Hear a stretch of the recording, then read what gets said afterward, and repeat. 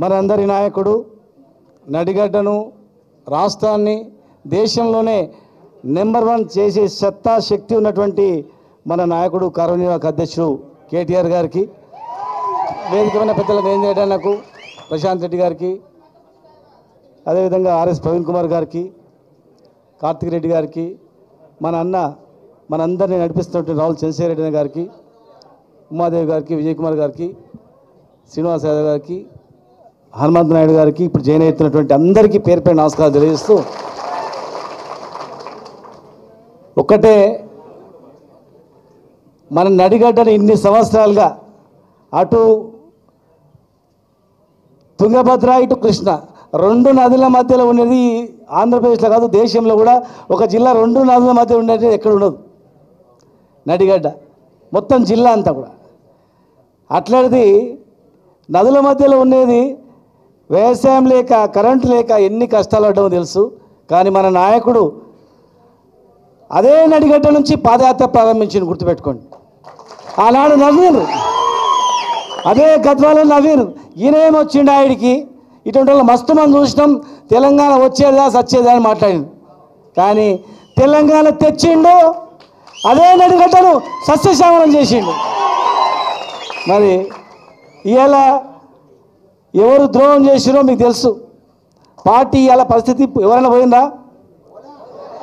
నేను వస్తుంటే బయట ఒక నాయకుడు మనోడు కలిసిండు, తమ్ముడు ఆంజనేయులు గౌడ్ కూడా ఉండే, పక్క తీసుకుపోయి మాట్లాడాడు. అన్న పోయిన వాళ్ళు మళ్ళీ వస్తారా, ఎవరైనా వస్తారు తీసుకుంటారా అని అడిగింది. అదే బిడ్డ పోయినాక మళ్ళీ వచ్చేయలేదు బిడ్డ, ఫికర్ చేయకని చెప్పి. ఆలోచన లేదు, మీరు బేఫికర్గా ఉండండి.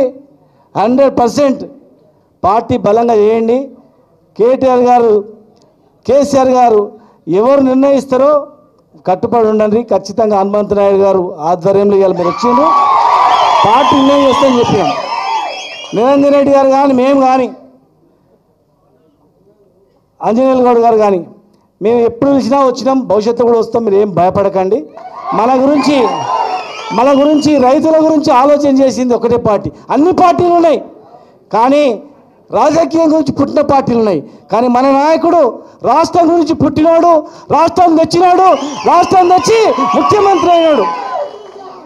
అబద్ధ ప్రచారాలతో నమ్మిండ్రు, మోసపోయినరు. కానీ ఇలా మోసపోయిన వాళ్ళు ఎంత కష్టపడుతున్నారో మనకు తెలుసు.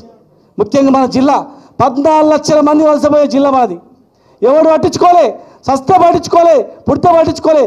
రాజకీయాలు లాస్ట్ ఎలక్షన్ వచ్చే వరకే చక్రాలు తిప్పుకుంటూ వచ్చారు అందరూ కూడా, జిల్లాను సర్వనాశనం చేసింది. ఇవాళ తేరుకున్నారు అందరూ, ఎవరేం భయపడద్దు. ఖచ్చితంగా భవిష్యత్తులో కేటీఆర్ గారి నాయకత్వంలో ఈ రాష్ట్రం సుభిక్షంగా ఉంటుంది. పోయినాడు వాపసు వచ్చే ప్రసక్తే లేదు. మనమందరం కూడా ఆనాటి నుండి ఉన్నాం, సత్యం వరకు కూడా ఉంటాం. అందరం ఖచ్చితంగా మనం కాపాడుకుంటాం. రేపు రాబోయే ఎలక్షన్లో ఏ ఎలక్షన్ పెట్టినా మనం వస్తే కనుక వాళ్ళు ఎలక్షన్లు పెడతలేరు, భయపడుతున్నారు. భయపడి రకరకాలుగా డ్రామాలు ఆడుతున్నారు, రకరకాలుగా డ్రామాలు ఆడిపిస్తున్నారు. ఏ ఆందోళన చెందాల్సిన పని లేదు. సైనికుల మన పార్టీ చాలా గట్టిగా ఉంది. కేసీఆర్ గారి గురించి ప్రాణాలు అర్పించడానికి లక్షలాది మంది సిద్ధంగా ఉన్నారు.